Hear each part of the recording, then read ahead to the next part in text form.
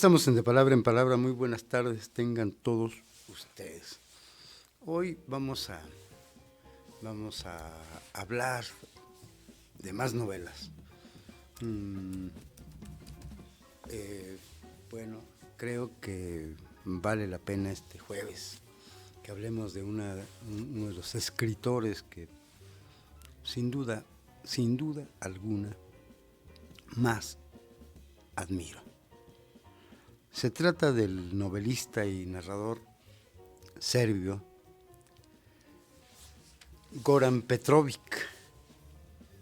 y muy bien vale la pena que ahondemos un poco en su literatura, en su obra, y bueno, pues comenzamos con un fragmento de una de las novelas que a mí personalmente me cautivó. La mano de la buena fortuna, de la cual tengo aquí un ejemplar muy bien leído, bien aterrizado, en fin. Y esta novela es, vamos a decir una opinión de Mario Bellatín, por ejemplo. Dice: pocas veces en la historia se ha desmenuzado de tal modo el ejercicio de leer como una actividad capaz de convertirse en un universo en sí mismo. La letra escrita como generadora absoluta de la realidad, como si cuando se estableció que en sus orígenes el verbo hubiese ocurrido una suerte de congelamiento en la creación y toda la realidad existente se hubiera generado exclusivamente a partir de la palabra pronunciada, escrita, diseñada, pensada. Eso dice Mario Bellatín de esta novela de Goran Petrović, La mano de la buena fortuna, que tuvo mucho éxito, que ha tenido mucho éxito. Y vaya que Goran Petrović fue un escritor que no andaba en relaciones públicas, ¿no? Era un hombre reservado, merecedor del premio Nobel. Eso lo digo yo. Medimos a la coreana que acaba de ganarlo con Goran Petrović y no hay comparación, ¿no? Es muy buena Han Kang, ¿no? Pero Goran Petrović, extraordinario. Entonces, creo yo que aquí nos quedamos con una deuda con Goran Petrović. La primera parte de la novela se dice entrada, en la que se habla de una desamparada planta de Nochebuena, de un trabajo extraño, de un escritor misterioso y una encuadernación desafiante. También de la altura de nuestras montañas, del cariñoso aroma de la chica con el sombrero acampanado, de un lúgubre acuario, de paredes porosas y de si se puede formar el moho en un frasco de mermelada de albaricoque abierto un lunes. Y el capítulo número 1 comienza así. Era una frase en serbio, como la siguiente también, compuesta manualmente, impresa en letras cirílicas. Entre los renglones se dejaban vislumbrar la impresión del reverso de la página, originalmente de un blanco perfecto. El papel presentaba manchas amarillas del tiempo que se cuela por todas partes. Esperando que el joven examinara la página introductoria del libro, el hombre misterioso aparentaba entretenerse con la inspección de la oficina. Un cartucho al fondo del embudo del pasillo que no se había vuelto a pintar desde hacía tiempo.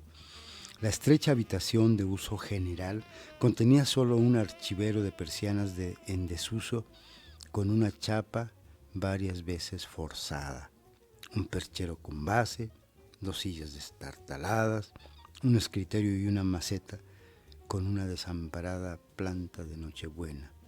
El pequeño y deslucido escritorio de bordes desgastados, apenas suficiente para los 6 tomos del diccionario de la lengua serbia, una edición de ortografía de la posguerra y un montón de textos periodísticos recién impresos esa semana. La luz en el cartucho era débil. Los hombros cacaricios del edificio gubernamental vecino tapaban la vista de la ventana, por lo que había que esperar el mediodía para recibir una tajada rojiza del sol que ahí jamás pasaba de un cuarto de hora. Y me salto al diálogo. Entonces, dijo el hombre, sin que un solo rasgo de su rostro se moviera, como para merecerse una descripción. Entonces, el joven andaba con rodeos a pesar de que intuía lo que se esperaba de él, tratando de ganarse otro instante para reflexionar. Entonces, decídase, ¿quiere aceptarlo? El hombre frunció el ceño ligeramente. No estoy seguro, comenzó Adam Lozanik, estudiante de la Facultad de Filología, pasante del Departamento de Lengua y Literatura Serbia, corrector por honorarios de la revista de Turismo y Naturaleza Nuestras Bellezas. No estoy seguro de qué debo decir. Esto ya es un libro, no un manuscrito. Claro que no. Lo importante es que usted cumpla con las condiciones, lo cual significa que no va a dejar ninguna anotación u otra huella escrita aparte del objeto de su trabajo. La discreción se sobreentiende. Si considera que la remuneración es insuficiente, estoy dispuesto a ofrecerle... El hombre se inclinó hacia él con un tono confidencial. Adam ya se había quedado pasmado con el primer monto que le fue comunicado. De la suma ahora duplicada, podría vivir cómodamente 5 o 6 meses sin preocuparse por la renta, terminar tranquilamente su tesis de licenciatura y por fin acabar sus estudios. Bueno, así comienza La mano de la buena fortuna, donde aparece el joven Adam Lozanik, que es un corrector de estilo y que le encargan corregir un libro ya impreso. Pero ese libro es el centro de esta narración. La lectura de ese libro sin personajes, una novela sin personajes, que el autor muchos años antes escribió para comunicarse con su amada. Y bueno, yo creo que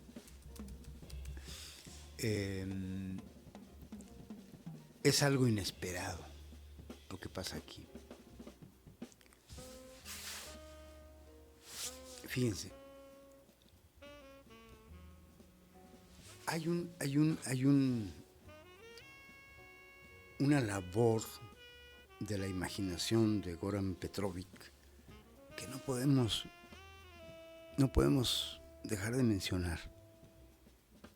La más alta imaginación. Inventa una historia donde 2 personas leen al mismo tiempo un libro, a la misma hora, en el mismo momento, y se encuentran allá en la historia.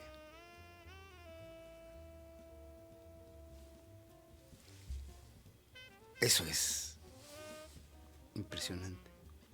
Y hay una historia de amor en todo esto. Creo que este joven también aprende eso con la muchacha del sombrero acampanado que ve en la biblioteca, en fin. Pero la novela está escrita por este autor que la escribió para él y para su amada encontrarse en la novela. Y va contando los pormenores, pero también es un homenaje al libro, un homenaje profundo a la lectura de un libro donde el lector sin duda ejerce la imaginación como siempre, ¿no? Pero ¿quién es Goran Petrović, el autor de esta novela? Fíjense, pues él nació en Kraljevo, el 1 de julio de 1961.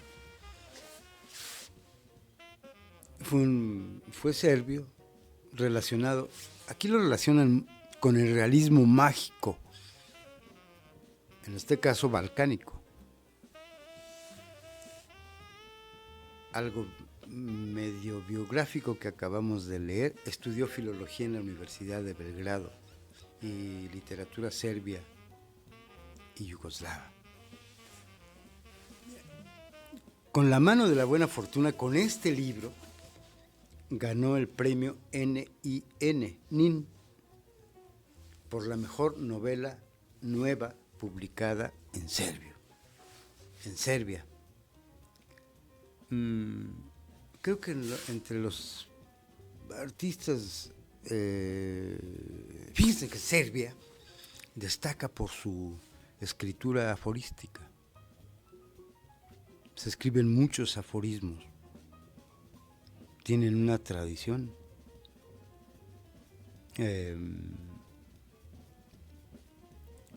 Aquí hay un remate ingenioso que sirve para ir con una mirada poética a comprender las historias que Petrović escribe. Ya vamos a un corte y bueno, regresamos mientras yo me sirvo mi café. Volvemos.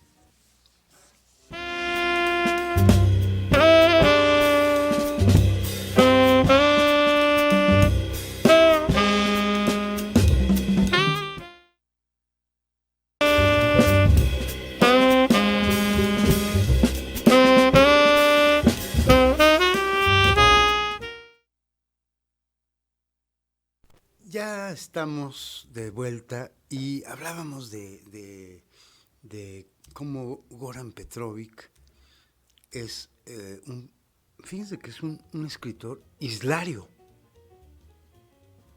Es una isla. No hay otra literatura como la de él. No creo yo. No creo yo, bueno, haber leído algo muy parecido. Fíjense, vamos a hablar de sus novelas. Bueno, pues resulta que escribió, su primera novela es Atlas, descrito por el cielo. Y vamos a ver. Aquí tengo algunos datos importantes, ¿no? Él decía que Gojko Bosović decía que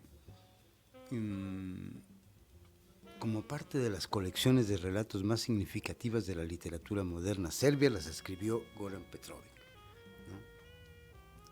Y donde Petrović es un narrador de lo prodigioso, pero también un prestidigitador, escrupuloso siempre y detallista tanto en el estilo como en el uso de la palabra. La palabra fantasía aquí, que yo he dicho que es un escritor de literatura fantástica, es la más asociada a su nombre, ¿no? Ahí tiene una hermandad con un autor que se llama Danilo Kiss. La línea de Petrović prosigue la estela de un autor también como Milorad Pavić, serbio también, marcado por el refinamiento, la alucinación. Alucinación es una palabra importante para ver lo que en el buen sentido, ¿no? Siempre decimos alucinas y pensamos que todo es tan... No. La alucinación es una manera de encontrar visiones más allá de la realidad, de la imaginación, ¿no? Petrovic asumía que los grandes temas, dijo, ya habían sido tratados desde la antigüedad clásica, pero la fantasía siempre ofrece nuevas formas de generar emociones y reacciones en los lectores. La fantasía es inagotable y tiene que ver con el tiempo que vive cada hombre que hace literatura fantástica. También se dedicó a la dramaturgia, es cierto, aunque con mucho menos recorrido. No he leído nada de teatro de Goran Petrovic, ojalá haya tiempo para leerla.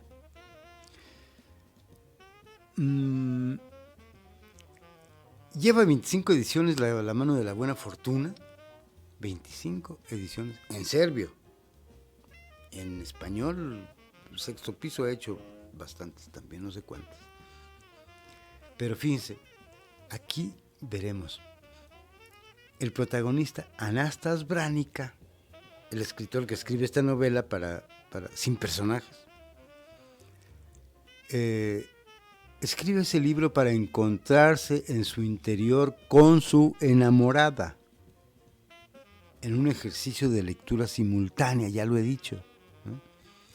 En la trama se permite, en lo formal, un ejercicio de innovación literario, sin duda alguna, hasta jugar con el espíritu de una ciudad, Belgrado, ¿no? Y claro, nunca deja de mencionar sucesos relevantes de la historia contemporánea, la historia moderna serbia, que no podemos decir que no se parece a la nuestra, a la de otros países. Fíjense que aquí hay un comentario que me encontré.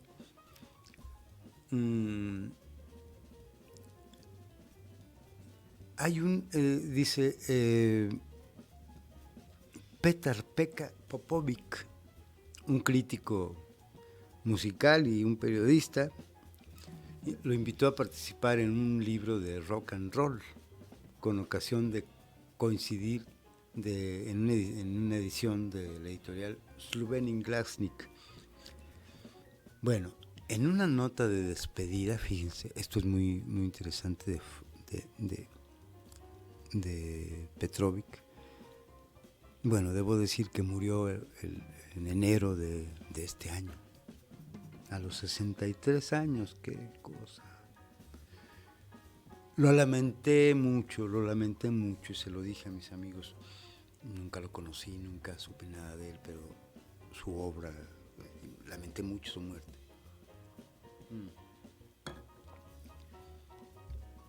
Dice en un comentario de Facebook una anécdota del escritor. Antes de conocerlo, escuché el testimonio de una mujer, dice, en los alrededores de Kraljevo, que dijo, refiriéndose a Petrovic, su primer trabajo fue en la biblioteca de nuestro pueblo. Aportó energía y orden al lugar, lo renovó por completo, introdujo nuevos contenidos y acostumbró a los vecinos de toda la zona a acudir a la biblioteca y leer. Después de unos años, se volvió normal que los agricultores, ¿qué crean la voz? Durante un descanso del duro trabajo de campo, se fueran a la sombra y sacaran un libro de Dostoyevsky que les recomendaba aquel joven bibliotecario, Goran Petrovic. ¡Qué cosa! Además fue un gran impulsor de la lectura, ¿no? Por eso escribió esto. Y ya les diré de esta otra novela, ahorita platicamos, que tiene que ver también esta vez con la escritura, ¿no? Aquí hay un fragmento más que me gustaría leer. La verdad es que me gustaría leerla toda aquí, ¿no? En la puerta de su departamento, Adam Lozanic encontró su propio mensaje dejado esa mañana con el que informaba al dueño que le pagaría la renta en unos días, cuando cobrase los honorarios de la revista Nuestras Bellezas. El locuaz arrendador de mediana edad, Moxilovic, firmaba por todo Belgrado contratos de manutención vitalicia con ancianos sin parentela, propietarios de inmuebles, y después de su suerte arreglaba y rentaba las herencias fácilmente adquiridas. Por otro lado, las rentas eran bajas. Por ejemplo, a él, a Lozanic, le rentaba un estudio también ubicado por muy por debajo de su valor en el mercado. La renta, por supuesto, era descabelladamente alta y el departamento, aunque muy céntrico, no tenía grandes ventajas. Pequeño, inclusive, para soltero. Bueno, aquí hay otra. Mi legado, así se llama el libro, escrito y publicado por cuenta del señor Anastas S. Branica, literato. Leyó en voz alta, en la contraportada, mientras el martilleo anunciaba que el vendedor de souvenirs empezaba a enmarcar las flores secas. Belgrado, 1936. Gritó adrede las letras y números diminutos, sabiendo que su vecino no soportaba su lectura en voz alta, más de una vez ese gruñón le había dicho que no tenía por qué escuchar sus recitaciones. Vecino, me gustaría saber de dónde saca usted esos poemitas. ¿Por qué no lee algo como el resto del mundo? Por ejemplo, yo no tengo tiempo para leer el periódico hasta que pasen las fiestas. Y sería bueno, mientras trabajo, escuchar de usted las noticias. Podríamos dividir los costos. Usted compra un diario y yo un semanario. Le había salido al encuentro un día en la parada del autobús hace mucho, después de su preparación del examen de literatura del Renacimiento y Barroco. Al voltear el libro, además de los datos usuales en la última página, Adam Lozanic encontró solamente esto: imprenta Globus, calle Kosmajska 28, teléfono 22-794. El martilleo se cayó, para escucharse enseguida la voz aireada de: ¿podría bajarle a la voz un poco? Luego el martillo retumbó de nuevo a modo de metrónomo y el joven comenzó a examinar la encuadernación. El marroquín es una piel de cabra teñida, sumamente delgada y salpicada de finos poros. La de mejor calidad y aspecto se elabora durante los siglos en la ciudad marroquí de Safi, de ahí llamada Safián, el papel Safián. El libro del hombre misterioso, que resultó ser también un autor misterioso, estaba encuadernado justamente en esa piel, no en una imitación barata, truco de los encuadernadores actuales. A lo largo de los bordes y en el lomo llevaba impresas una enredadera de complejo trenzado hecha con maestría. Al abrir el libro nuevamente y saltando la portada, Adam leyó la nota escrita en cursivas enmarcada con una línea negra. Esta novela tuvo su origen en el enorme y vano efecto hacia Mademoiselle Nathalie Joubille, una pintora talentosa y cruel amante, por lo que dedico una versión final a mi familia y al bendito recuerdo de mi madre Magdalena, víctima de la fiebre maligna el 3 de octubre de 1922, el día de San Juan, 20 de enero de 1936. Anastas S. Branica. Ese romance con Nathalie Joubille es maravilloso. Ella vivía en otro lado, creo que en Francia, no recuerdo, pero hay una parte donde se ponen a leer una revista o una enciclopedia de geografía y se van a Grecia juntos, pasean allá en la enciclopedia entre las palabras, gracias a las palabras, y se enamoran y después, en fin. Vamos a un corte porque esto está muy emocionante, ya veremos la siguiente novela.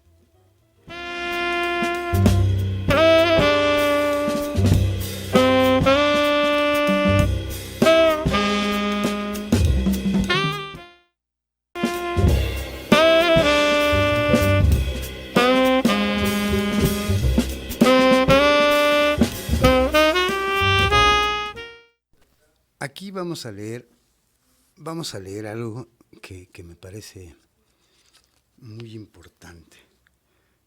Vimos la dedicatoria de esa novela misteriosa, ¿no?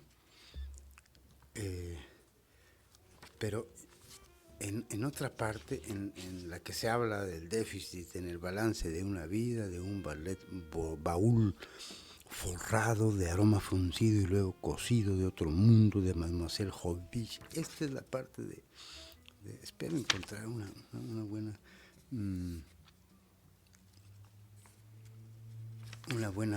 un buen fragmento. Zlatana, se habla de Zlatana, era el ama de llaves de Natalia, pues no recuerdo el apellido, pero Anastas, su padre lo había enseñado a leer, en fin.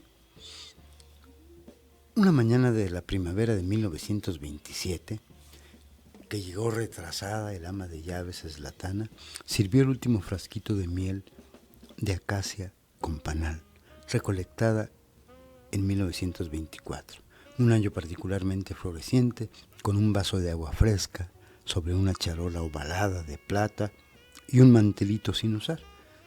Señor, deje los cigarrillos y sírvase un poco de esto. Es una pena que ya no quede más.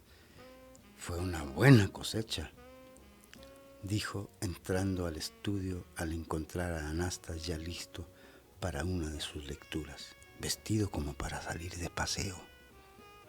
Desde el sombrero hasta las polainas, en medio del escritorio le esperaba un libro francés cuyos pliegos acababan de cortar con una navaja roma como con mango de nácar. Por eso, en cuanto Zlatana salió, Branica se lanzó a las páginas repletas de acentos, cedillas, diéresis y apóstrofes, imprescindibles para todos aquellos matices de pronunciación de las melodiosas palabras en francés, dándole vuelta a la dulce bolita de miel con panal en su boca. Avanzaba despacio, con las manos en la espalda, observando con atención la región que abría ante sus ojos intuitivos. Era un libro sobre arquitectura helénica, lo que platicaba. La thème de grec, decía la tapa. La thème grec, atiborrado de templos blanqueados en el cielo despejado, no muy popular, por lo que no tendría que tropezarse con una multitud de lectores curiosos. Bueno, buenos días, dijo en serbio desconcertado. Buenos días a usted, contestó ella, desconcertándola aún más, porque aquí él básicamente esperaba escuchar la lengua que leía. Perdóneme por haber interrumpido así, le eché a perder su cuadro. Si hubiera sabido, no me habría mostrado, se disculpó. El acento de ella indicaba que era extranjera sin lugar a dudas, francesa de habla bastante bien la lengua nativa de Anastas, serbio. No hay cuidado, ella extendió su mano acompañándola con una sonrisa. Señorita Nathalie Hobbish, permítanme presentarme. Anastas Branica. Tomó su mano, cuyas puntas de los dedos estaban manchadas de gises de pastel, con una reverencia. Y fue así donde comenzó todo. Al joven le pareció que el destino le había deparado la habilidad de la lectura total y todos aquellos años de soledad, toda aquella alegría vana y lancinante turbación y pesantez de la tristeza, solo había sido para llevarlo a esa señorita de suaves yemas multicolores de los lápices de pastel.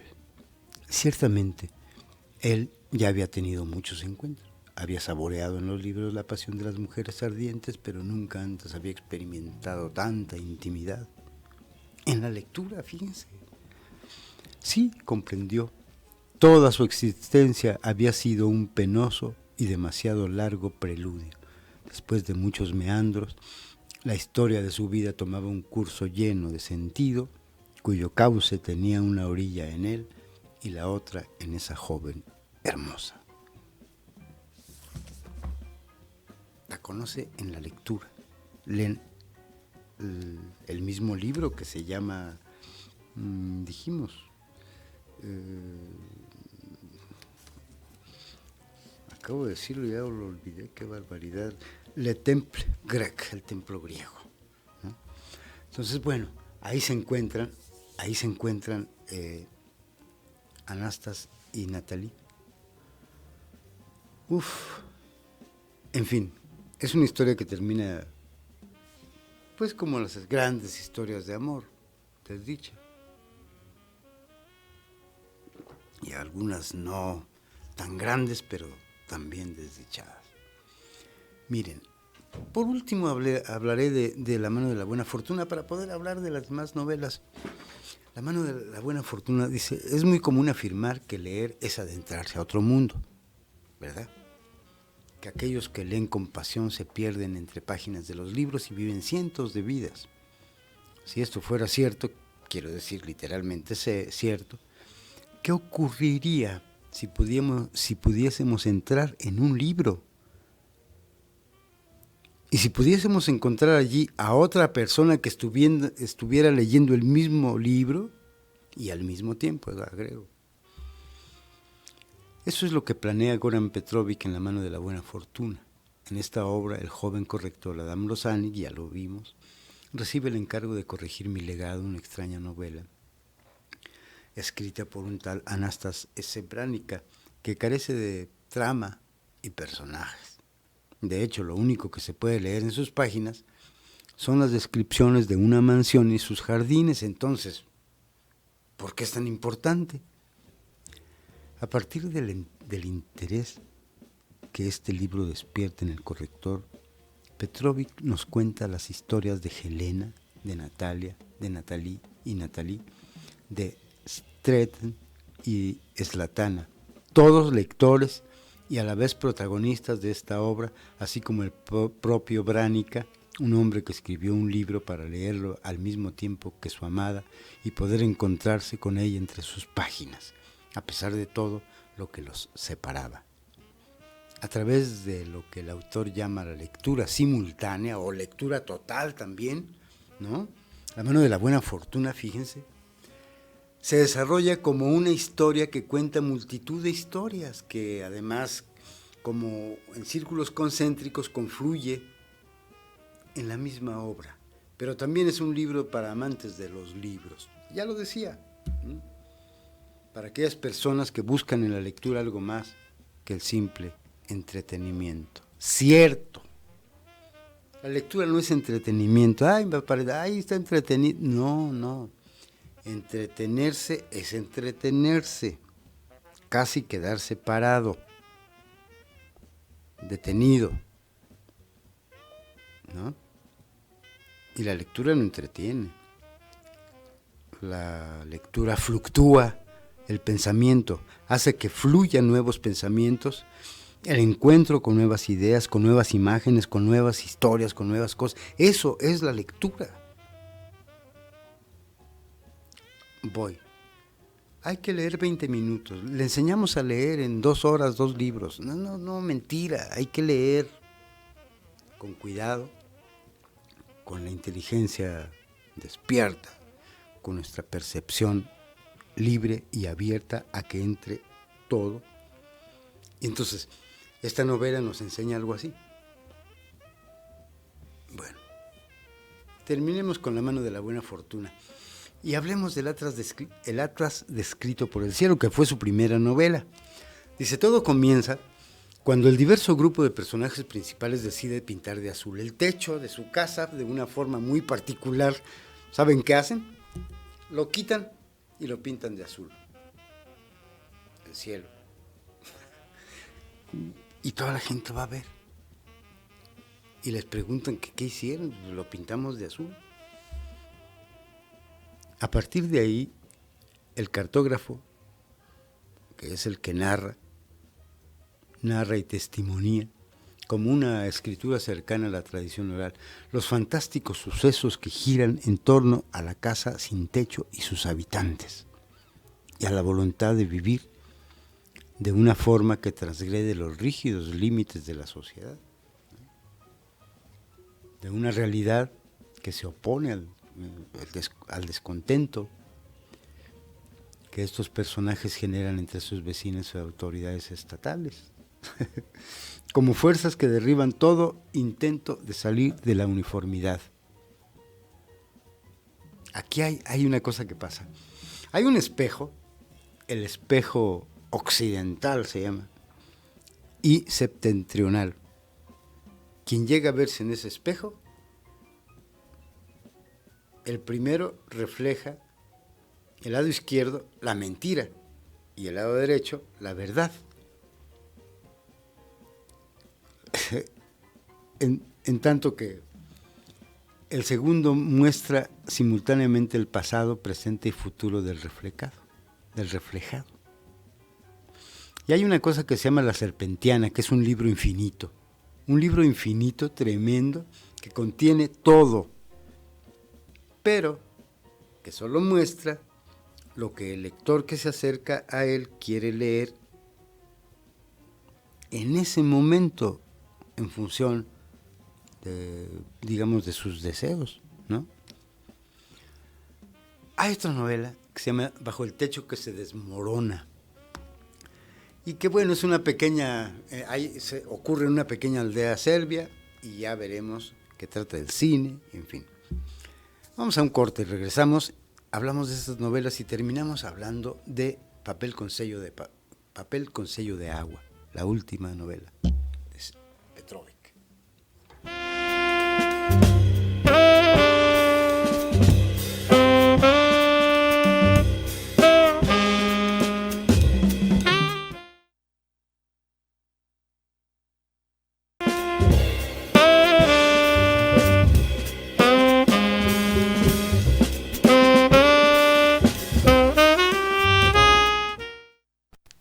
Hablaba de Bajo el cielo que se desmorona, que es una historia donde aparece la idea del cine, sí, más bien aparece el cine, una pequeña aldea serbia.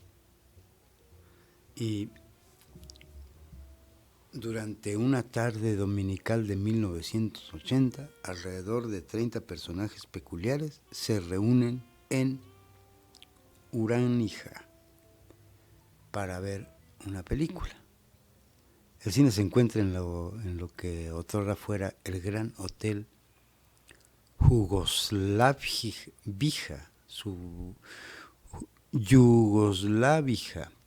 y su techo está cubierto por un papel tamiz que muestra el cielo estrellado.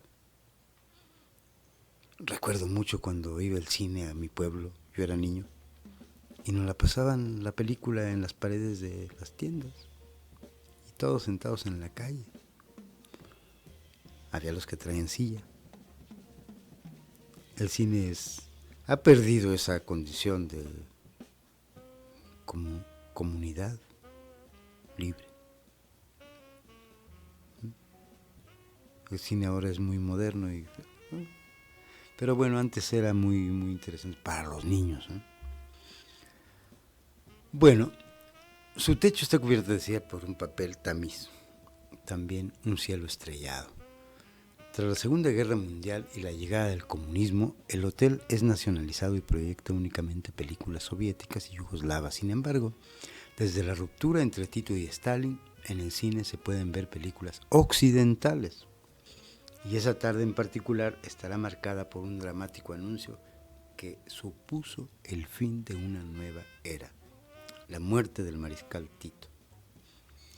Con este trasfondo, Petrovic hace una maravilla, un maravilloso microcosmos serbio,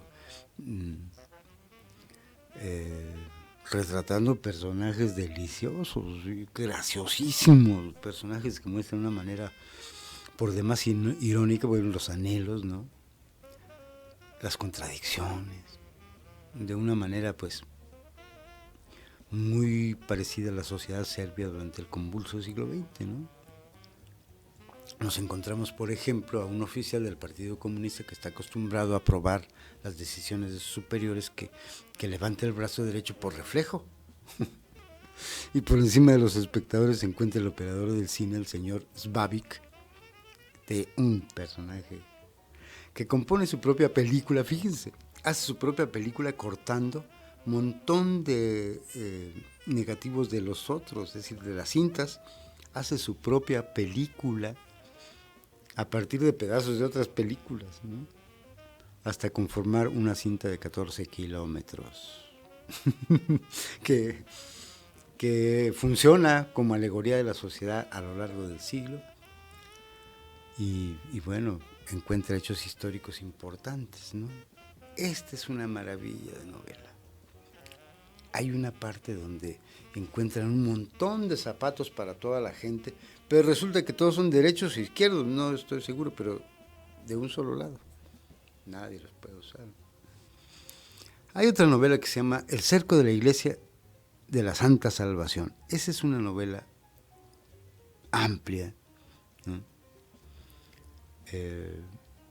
Una novela que catapultó todavía más al autor como novelas mayores de las letras serbias, ¿no? Aquí hay el asedio de un monasterio y una historia intrincada también, una historia que al final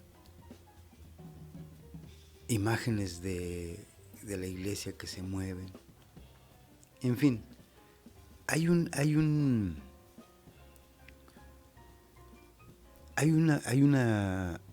personaje, ahorita lo recuerdo, Bogdan, que las aves le regalaron plumas adecuadas para plasmar sus maravillosas historias. Una cosa así. Bueno, vayamos a papel con sello de agua, esta que tengo aquí, y leamos un fragmento muy breve.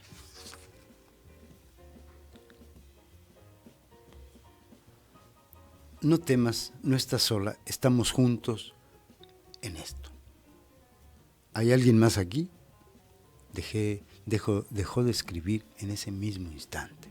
Levantó la punta de la pluma del papel muy despacio para que no lo delatara el más mínimo chirrido. Aguzó el oído, aún no se oía nada, pero no había duda de que la llama de la lámpara en la mesa se había alborotado. Era la advertencia. Esa fiel llama le había advertido a tiempo en varias ocasiones la llegada de aquellos a quienes les debía dinero, de 3 muchachas llorosas que afirmaban haber concebido con él, de 2 maridos engañados, furiosos, siniestramente cabizbajos, como si verdaderamente llevaran cuernos, de un poeta de cuya obra dijo que lo que más la caracterizaba era la ausencia de toda característica, por lo cual aquel juró que le daría una paliza. Algunas personas contaban con perros guardianes que ladraban como enajenados y mostraban los dientes, pero él tenía solo esa dócil llama de tamaño modesto. Con ella se sentía seguro. ¿Para qué necesitaría algo más? Bueno, tiene una llama de fuego que se agita y de pronto dice ¿quién viene? Como un perro guardián, ¿no? Aquí hay una parte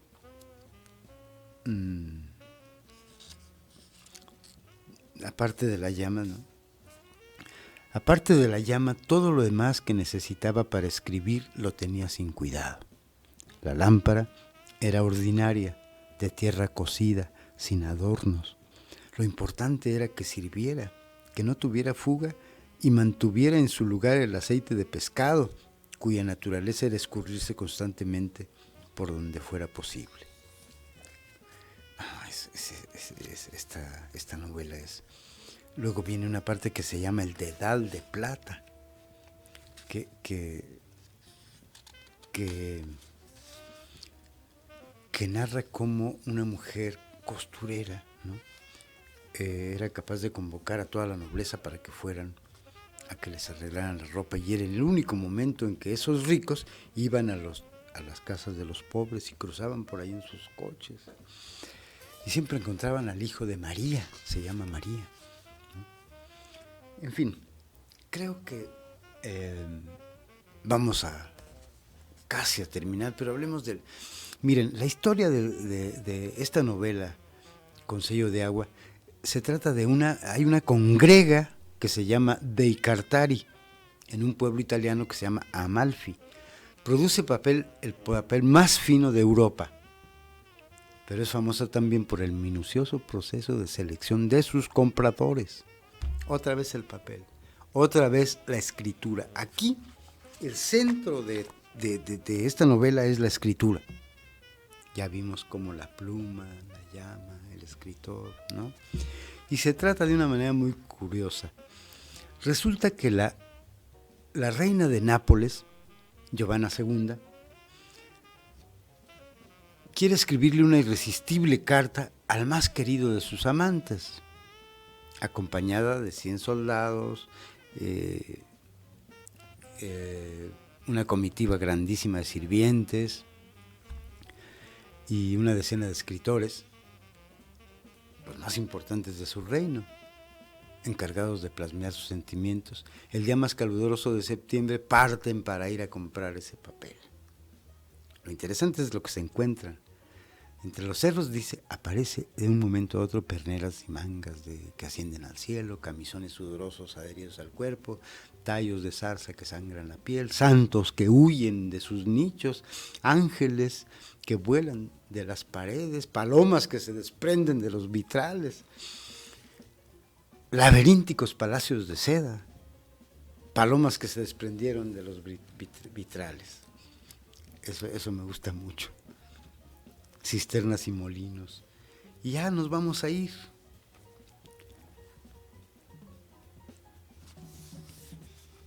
Y bueno, recomiendo mucho que lean a Goran Petrovic. Un fragmentito de esta novela para terminar y para despedirnos hasta el próximo jueves.